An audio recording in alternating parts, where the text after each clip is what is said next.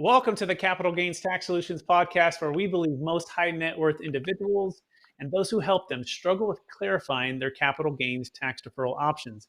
Not having a clear plan is the enemy, and using a proven tax deferral strategy, such as the Deferred Sales Trust, and/or investing passively in multifamily value add opportunities is the best way for you to grow your wealth. I'm your host, Brett Swartz. In each episode, I'm joined by some of the best real estate, financial, and wealth minds in the world, where they share their ideas, deal stories, and inspiration so together we can make complex tax deferral strategies simple and passive income plans achievable. Hey, I'm excited about our next guest. He's out of the great state of Ohio, and he has a passion for multifamily investing. In fact, has over about 1.1 billion under properties under management now, collectively with his company Ashcroft Capital, as well as his partners and investors. And he's a host of the longest running daily real estate investing podcast, the Best Ever Real Estate Podcast. He's also a best-selling author and just adds tons of value for people looking to invest in real estate, and especially multifamily. And so please welcome to the show with me, Joe Fairless. Hey, Joe, how you doing? I'm doing well. Looking forward to our conversation, Brett. Thanks for having me. Absolutely. Thanks for being here. And for our listeners getting to know you for the first time, would you give a little bit about your background and your current focus? Sure. So current focus is, as you mentioned, I'm a value add multifamily investor, co-founder of a company that does that, Ashcroft Capital. And a little bit of background, I'm from Texas originally, grew up in Fort Worth, moved from Texas to New York City after I graduated college, and worked in the advertising industry. Actually, I was a junior project manager on Madison Avenue right out of school, and I was making $30,000 a year in New York City. That doesn't go very far.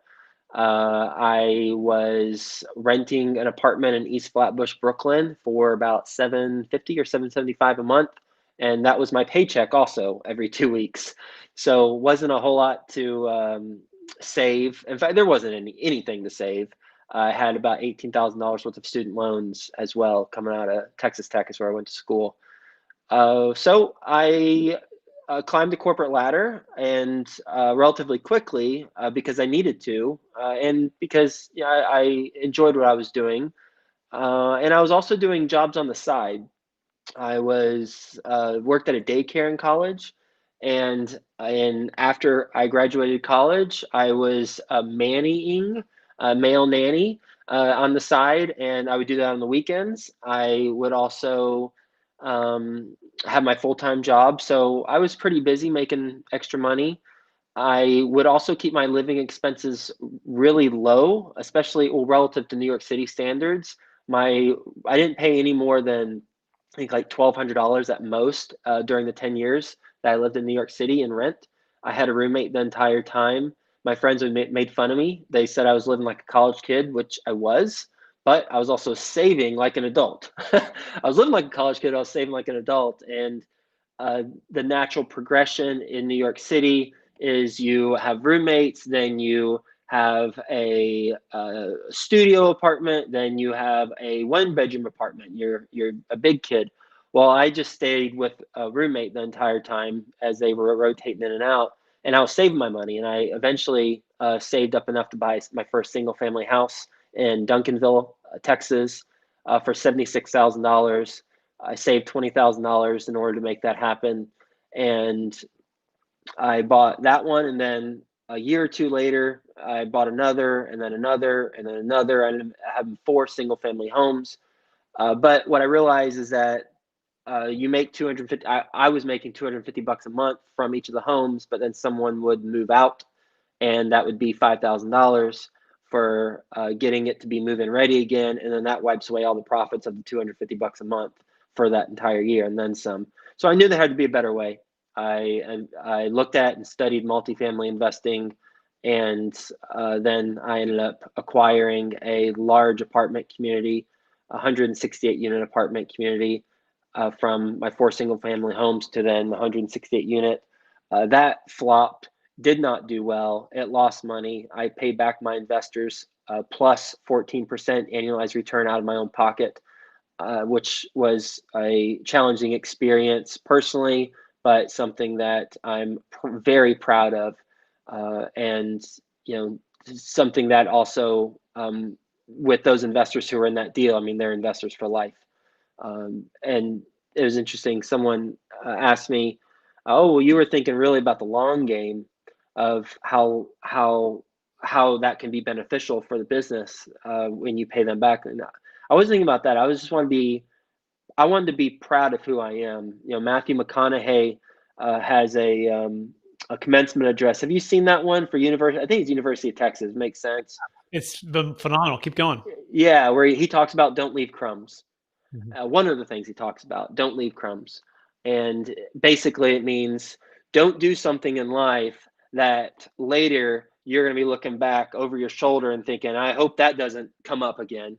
I hope I didn't have some crumbs that are eventually going to come back and be an issue. And so that's why I did it. Had nothing to do with the investors. It had everything to do with who I want to be and who I am. And then learn lessons from that. I can certainly talk specifics if you'd like to. And then one of the main things I learned is what I'm good at, what I'm not good at, and what I'm average at as it relates to the business. So found a business partner who is exceptional at the areas that I am not exceptional at. We formed a company, and as you mentioned, I think you mentioned that we have over $1 billion worth of apartment communities now, and still making mistakes. Obviously, that's just part of it, but not learning from anything that happens, and then course correcting, and that's the name of the game. I believe I believe one of Tony Robbins sayings that he says life happens for us, not to us. But something on a related note, that really drives my personal philosophy is nothing has meaning in life until you give it meaning. Until you decide what meaning you want to give something, it has no meaning at all. And I embrace that philosophy wholeheartedly, because the same thing can happen to 10 different people, and it can have the results of that thing can be 10 different results, because everyone interprets an event differently. And so I believe it's all about finding empowering interpretations for whatever life throws at us, and then approaching accordingly. Amazing, amazing introduction, an amazing story. I love the Texas part. I love Ohio. I love the New York part, and so much there to unpack. Before we dive into some of the actual investing, some of the tangible stuff on value add multifamily, I want to take one other step back, Joe. I believe we've all been given certain gifts in these lives. Some people call them superpowers or strengths. I believe they're God-given gifts, and these gifts are given to us to be able to be a blessing for others. So I'm curious, what maybe was that one or two gifts, Joe, that you believe you were given, and how does that help how you help and bless other people today? I have a high degree of emotional intelligence. It's something that is hereditary. My sister has it. One of my brothers does not have it. My other brother has it, and I have it. I can read people really well. I believe I can tell if someone's a good person or not relatively quickly. I can read situations. I'm fairly street smart. So I mentioned multiple bullet points, but basically it's emotional intelligence. I'm not the smartest book smart person, not the most technical person. And so it's important to be self-aware with areas that I'm not, aren't my special areas of talent. But emotional intelligence is an area that I excel in. Excellent. Now let's apply that to investing in multifamily, right? It's relationship business. It's relationship with your team, with vendors, with property management, with lenders, with brokers, right? Direct to owner. So walk through how you were able to scale using that strength, and maybe a tip for those who aren't as high on the EQ part. Yeah, I think it's what you mentioned. It's being attractive enough to find the attractive business partners. Um, I'm a huge personal development student. Jim Rome talks about, or he passed away, he talked about being attractive, and not physically attractive, but attractive from attracting the right type of people to your business. And in order to attract those people, like business partners, like investors, you have to be attractive. And again, not talking physically, I'm talking about knowing how to approach business, knowing how to approach relationships. So how has it helped me? How has it helped me? Specifically the cause and effect. Well, um, it allows me to bring on the right team members and also have the ability to quickly identify if they're not going to work out. And if they're not, then I have no problem letting people go. And the reason why is because it's beneficial for them to be let go if they're not performing or not the right fit. Because we all have gifts, we all have talents, like you just mentioned. It's a very, in my opinion, unique question to ask someone on a podcast. I'm glad that you asked it, and I wholeheartedly believe that everyone's here for a reason. That's my belief, and everyone has special talent. So when someone's not working out in a specific role, it's not right for them. So I have no problem with a quick hook. Um, so for people who don't have that skill set, naturally, well, I mean, same thing for people who don't have other skill sets. You find people on your team who do. I'm a believer in doubling down on your strengths and finding team members who can complement you in areas where you're weak. I think if you spend your whole life trying to become a well-rounded person who has no weaknesses, you're also not going to maximize the skill set that you were born with, and you're going to be, you're going to be uh, not giving the gift to the world that you could give. So it'd be a pretty boring world too if everyone tried to meet in the middle versus everyone focus on what our unique skill sets are. So I think being self-aware, I mean, I think we should all strive to be self-aware. I'm reading a book right now, Mastery by Robert Greene, and I read a passage or a paragraph this morning, and he talked about how um, the the leaders have a really hard time, and organizations have a hard time getting feedback from others that's truly candid, because people try to avoid conflict naturally, or they don't want to feel like they're being mean spirited. So it's on us as individuals to think about the situations, some negative events that have happened in the past, and think about how are we responsible in some way of that taking place, and then taking the doing a self-assessment of, okay, well, how are we responsible in some capacity of that taking place? And now I'm self-aware of that. Now I can try and course correct and find the right team members to complement me. Beautiful. So much wisdom there. And I heard a unique formula the other day. It says your unique gift that you've been given, right? The one thing that you potentially do better than most people, and or it's the best thing that you've been given, plus maximizing that potential, that gift, Mm-hmm. maximizing that equals fulfillment. Now, Yeah. of course, it's encapsulated with helping enough people, helping other people, right? So using that to make an impact for others, that is when we find the most fulfillment. And you're right, it is a gift to someone else to let them go if they're not in the right role or the right fit or using the right gift or at the right timing of their stage of life. And by keeping them on, you can essentially maybe stagnate that because they're not ready to course correct, or they're not ready Mm-hmm. to mature or be a leader to that part. So that, I think, is powerful.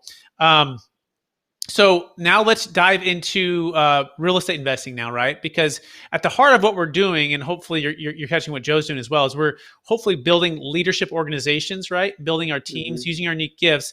But the product is real estate, or for us, it's capital gains tax deferral. And we want to be able to bring in some of the best to be able to invest once and if you do use the Deferred Sales Trust, but also, or just directly invest with someone like Joe to build your real estate wealth. So Joe, let's dive into that right now. Talk to us maybe the three top secrets right now for 2021 and beyond. Right, and some of them are, of course, fundamentals to investing in real estate, right? Buying well, value add, forced appreciation opportunities. But maybe what are some of the nuances? Because a lot of our listeners, they already own multifamily of their own, right? They're already very successful in their businesses. So, what are the things that perhaps you're on the kind of the cutting edge on that that you'd like to share with us today? digital marketing in a pandemic world and even post-pandemic world is going to be a differentiator for any multifamily owner, because the pandemic has shifted the user experience, or I'll speak even I'll be more clear in my English. The pandemic has shifted the prospective renters experience whenever they're considering where they're going to live. It's completely changed the game, and what it's done is it's illuminated the importance of having a digital marketing team that is top notch and knows how to attract residents and knows how to engage them remotely. That's different from where we were prior to the pandemic. It was important prior to the pandemic. Sure, everyone did SEO. Well, not everyone, but a lot of people did SEO. A lot of people did advertise on websites.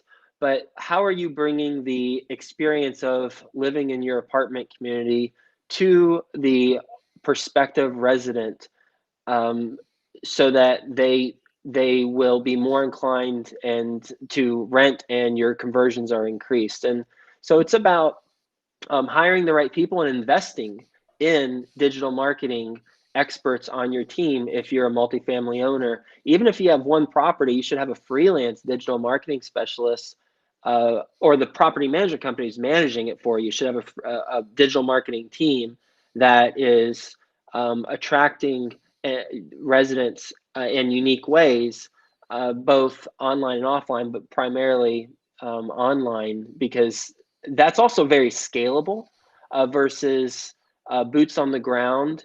We can do remote showings and not have anyone actually show the unit because of how we're able to do keyless entries, keyless access, and the different systems that we have set up. But then also on the front end, just to get them to that point, it's the teams that have the digital marketing experts are going to be the ones that are going to have the higher occupancy, get the better rent premiums, because they're going to have more supply, meaning more residents to choose from, which will help with their price points.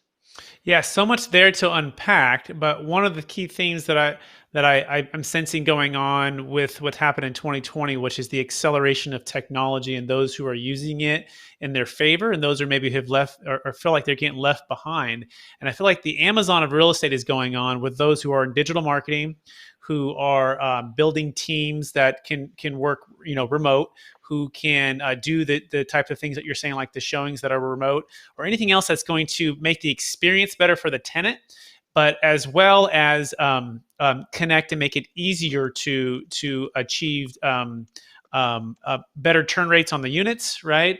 Of course, using things like Yardi, or using different tools that are tracking rents, so you're on the right rental level. All of those things, if you're not doing that, it's kind of like you're the small mom and pops, right? And not the Amazon who's doing all of those things right now. Speak to anything else besides digital marketing. What other thing is sticking out for you there? Well, I mean, in 2021, I don't think you're going to see a major change from the work from home movement. I think you're going to see office continue to struggle, and with the government assistance for residents, I think that's going to help some residents who are only a month or so late, but those residents who are 2+ months late, it's not going to move the needle. So what I've seen is the lower income household apartment communities are the ones that get hit the worst during the pandemic.